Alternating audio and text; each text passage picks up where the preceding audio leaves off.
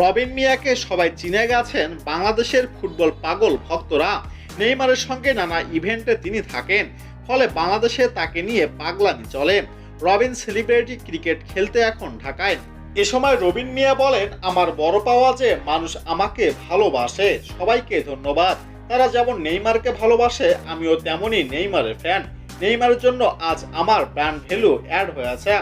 নেইমারের সঙ্গে আমি কাজ করি, অনেক ভালো লাগে। আপনাদের ভালোবাসা আবারও, আর দেশের সম্মানকে সবাইকে সম্মান করি। নেইমার বাংলাদেশে আসবেন কিনা এমন প্রশ্ন জবাবে রবিন মিয়া বলেন, নেইমার বাংলাদেশে আসতে চায়, তবে স্পন্সর জটিলতা ও সময়ের ব্যাপার রয়েছে। আপনারা জানেন যে তিনি চোটে আক্রান্ত, এখন সতীর্থ দত্ত চাইলে হতে পারে। ব্রাজিলে বাংলাদেশিদের নিয়ে কেমন আলোচনা হয় জানিয়ে রবিন মিয়া বলেন, ব্রাজিলে আমার বন্ধু বান্ধব রয়েছে, তারা আলোচনা করে নেইমারকে নিয়ে। এই ভালোবাসা অন্যরকম, আল্লাহ আমাকে নিয়ে গেছে ওখানে। তবে কবে নাগাদ নেইমারকে বাংলাদেশে আনবেন রবিন মিয়া, তার এ বিষয়ে কথা বলেননি তিনি।